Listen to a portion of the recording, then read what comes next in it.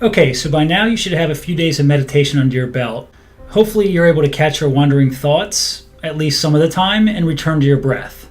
I know it's not easy, but this should start to show you the power of what we're talking about here. Once you get the ability to catch your thoughts, you will eventually be able to tap into the conscious mind more often, and particularly in important or stressful situations. So you can see that your thoughts are just constant and endless and uncontrollable. Dan Harris of ABC News describes thoughts as quantum bursts of energy. They just pop in our head and we can't turn them off. It's this endless wandering of our minds and jumping around that can make us so frazzled or scattered at times. One thing this meditation exercise should be teaching you is just how active our minds are, how ridiculous our thoughts are, and how painfully unaware we are of those thoughts. Okay, so now I want to revisit for a minute the lesson in the last module and talk more about the voice in our heads. We all have that inner narrator or voice in our thoughts. This is what I'm referring to when we say we are aware of only 1% of those thoughts consciously. I want to build on this and expand the conversation and inquiry into this voice. First, I want to give you another revelation about the voice in our heads. For most people, most of the time, our thoughts are largely negative. Most of our thoughts are considered judging thoughts. We're consistently judging others or judging ourselves. If you're someone that's pretty aware of your thoughts and you are genuinely honest, we're actually pretty harsh in our thoughts and judgments of other people. But interestingly enough, our thoughts are even more harsh towards ourselves. So we're always judging our performance, our appearance, our capabilities, and we're seeing if we measure up well against others. And to go deeper, we judge ourselves harshly on things when we set our personal expectations for ourselves. Often these could be subconscious expectations of the type of person we want to be and the success we want to achieve. And when we fail to meet those expectations, we're really negative, which only starts a downward spiral. So our minds are the filter for our entire life experience. Everything goes through the mind, and if our minds are frequently judging others and have negative thoughts, then we're going to have a negative experience. We're going to have a largely stressful, unhappy, or unfulfilled life. There's a famous quote by Gandhi that's really powerful that I want to share, and then we're going to break it down. And the quote goes, "Your beliefs create your thoughts create your actions create your character, and your character creates your destiny." I could do an entire hour on this alone, but I want to break it apart in this module and really examine it. It's brilliant and it holds a lot of keys for us. So first, your beliefs create your thoughts. So what this is saying is if we hold limiting beliefs about ourselves, it's going to create limiting or negative thoughts. If we believe deep inside that we're not good enough, or we don't measure up, or we focus on our weaknesses, then those beliefs are going to drive our thoughts. So limiting beliefs are something critically important for us to shine a light on and tackle in this training. I have a full module on this coming up, and it will be huge in advancing your mind and moving closer to your success. The next part of the quote says, "Your thoughts create your actions." So now most of us have powerful limiting beliefs about ourselves, and we know that we obsess over the negatives in our personalities. This is something that all entrepreneurs do and are aware of, that we focus on our failures even if we have a lot of successes. So these beliefs are creating a double-edged sword for us, as they will create our involuntary thoughts, which will often be self-destructive. Now this is really important, which is our thoughts create our actions. So if our actions are going to be self-destructive, we'll be sabotaging our success. This will happen in your business life, but it's probably even more visible in your personal relationships. For example, have you ever kept an argument going on longer than it needed to with a significant other? Or have you dug yourself into a deeper hole than you really needed to be in? And then when the argument was over, did you look back and say something in your mind like, "Wow, where did that come from?" Or the other thought you might have is, "God, you're such an idiot," right? And of course, this is just reinforcing the negative or limiting beliefs, which starts that cycle all over again. So our beliefs create our thoughts, which create our actions. Okay, the next part of the quote is your actions create your character. I think this flows pretty clearly, which is if we have negative and judging thoughts running endlessly through our minds, we probably are not going to be of the highest character. We certainly are not going to be living up to be the best version of ourselves, that's for sure. So this shows us the room for growth. And the last part of the quote is, your character creates your destiny. So our character and our actions are based on our beliefs, which for most of us are riddled with negatives and judgments, and they're incredibly limiting. If you ever wonder what's holding you back in life, somewhere in this quote is your answer. It starts with our beliefs or our limiting beliefs, and it ends with our destiny or our success. This is really powerful and brilliant. It seems deep and simplistic at the same time, so really understanding this, really getting underneath this concept, is how we can start to understand the patterns we've been in our whole life and then break free from them. So the next natural question that will come up is, what do I do about limiting beliefs and those involuntary thoughts? So let's focus in on the part that says, our thoughts create our actions. So this is a really important point to focus on. As previously discussed, our thoughts are largely involuntary quantum bursts of energy. And when we are in a stressful situation, we're reacting subconsciously to outside stimulus. So really, we are acting without thought. But as the quote points out, these thoughts create our actions, which will drive our success and destiny. So what are we going to do about this?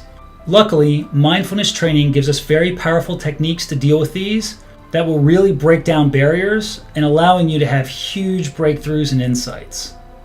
So one we're going to discuss now, and in the next 2 modules we're going to cover even more. So for a quick look forward, in the next module I'm going to teach you the technique to really lean into your thoughts and how to directly be aware of and overcome negative or limiting thoughts.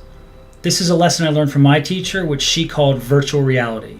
But for us to do the practice I want to teach you, you first need to be aware of your thoughts and how those thoughts are driving your actions. How your beliefs are driving your thoughts, which are driving your actions. And then there's a really amazing technique I'm going to teach you that goes by sort of a silly acronym, but it's very powerful, and it's called RAIN. So that's what's coming up, so you got something great to look forward to. But before we get into that, we have to complete one more foundational step. I'm trying to show you why you're doing these various exercises that at first might seem silly, like following your breath, or what we're about to do, which is called noting. But these are all leading up to something much larger. So if we have a judging mind that's constantly picking on our imperfections and our weaknesses, then these are going to drive negative feelings in us. Then most of our lives, we will feel anxiety or stress or emptiness. In his smart and hilarious book, 10% Happier by Dan Harris, he calls the voice in his head an asshole. In fact, this was the original title for his book. The voice in my head is an asshole. But his bosses at ABC News, they vetoed the title as too provocative due to his stature as a serious news anchorman. But his point is dead on though for most of us, and I can speak for myself, it's certainly dead on for me. Our thoughts are so very critical, and if you don't think that now, wait until you start to be able to recognize your thoughts and how those thoughts drive your feelings and actions. If your mind is telling you you aren't good enough, successful enough, fit enough, funny enough, or whatever it is for you, then you're going to feel lousy about yourself. This is why limiting beliefs derail us and hold us back. So the quality of our thoughts toward ourselves have a huge impact on our life happiness and experience. This is a really important concept, so I really want you to think on it. The quality of our thoughts towards ourselves will have a huge impact on our life and experience. So Buddhists equate the voice in our heads to our ego, and they say our egos are never satisfied. This is why we can never get enough food or drink. Or have you ever crushed a bag of potato chips going so fast you can barely catch your breath? Our ego is also why we engage in arguments and why we thrive on drama. And it's also why we keep those arguments alive much longer than they need to be. But I don't want to lose anyone with this concept, so let me quickly tie this all together and see how it links into meditation and your future success and happiness. In breath meditation, the goal is to follow your breath, and then when your mind wanders, you want to catch it and come back to the breath. This is developing the hugely valuable skill of catching your thoughts. Now in mindfulness, the goal is to catch your thoughts and bring us back to the present, which means into awareness, which has 2 aspects to it. You want to be aware of the present moment. What are you doing right now? How are you feeling? You need to be awake and aware and present to really live this moment. to not be lost in thought and racing to whatever you have next on your calendar. The second point is the skill that we're developing, which is returning. Returning to your breath in meditation, returning to the present during the day. It's this returning which will enable you to tap into your conscious mind. If you're aware, then you are thinking with your conscious mind. So we want to develop the skill to be present, to be aware of this very moment, and to be aware of our thoughts. We want to be able to increase our ability from catching 1% of our conscious thoughts so that we can 2 times or 3 times this amount. Imagine the power if you can just double that, which is actually very attainable. And then how valuable that will be for you in your business and in critical life moments. So I'm going to give you an exercise today to deploy in your meditation that will help you further develop some of these skills in your daily life. And the technique is called noting. It starts off about as basic as it can. When you meditate, I want you to do the following. When you first sit down, start by slowly scanning your body. Start at the top of your head and slowly move down, and I want you to note any feelings or sensations in your body. This should probably take you 30 to 60 seconds. So go very slowly from the top of your head, slowly come down, feel your ears mentally, your face, your eyes. Note anything you're feeling as you go. Do you have an itch on your cheek? Can you feel tension in your neck? Is your neck stiff? Are your ears hot? Anything along those lines. When you notice a feeling or sensation, you simply want to note it. You want to be aware of it. You want to bring attention to that feeling. But here's an important part. You don't want to do anything about it. If you have an itch, you do not want to scratch it. If you got a butt cramp, you don't want to shift your body. The goal is to note it and to sit with it. So you're bringing attention to the feeling. Then you want to give this feeling a very simple 1 or 2 word label in your mind. So give it a description like burning or itching or tingling or hot. The Buddhists teach that this noting is a powerful tool to defang feelings and sensations. So rather than running from our problems, you're going to learn how to be more effective in dealing with them by leaning into them. This begins with noting, and the basic step is done during meditation. Then we can apply it to the bigger picture. So now when you meditate, start it off with this body scan and note any feelings or sensations as you go.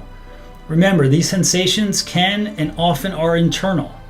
So you could be feeling very stressed or tensed, your heart might be racing, you might have brain fog. Whatever it is, you want to feel that sensation and bring attention to it. And then give it that 1 or 2 word description like hot, cold, foggy, whatever. And then sit with the feeling. Don't scratch the itch, whatever the itch might be. So you're just going to do this for a minute or so. And if you have feelings while you're meditating for your 8 minutes, if something comes up and you notice an itch or a cramp, note the itch or cramp and return to your breath. Okay, so this is the foundational step that's going to carry us into the much bigger picture in the next 2 modules. So today's exercise is to be noting while you're meditating. And then in the next 2 modules, we'll really get into the big picture stuff of dealing with those limiting beliefs and the various techniques that you can use to really shift the power and the control back to your conscious mind. So that's it for today's module. Do your 8 minutes of meditation every day. Make sure you're noting along the way. And good luck, and I'll see you next time.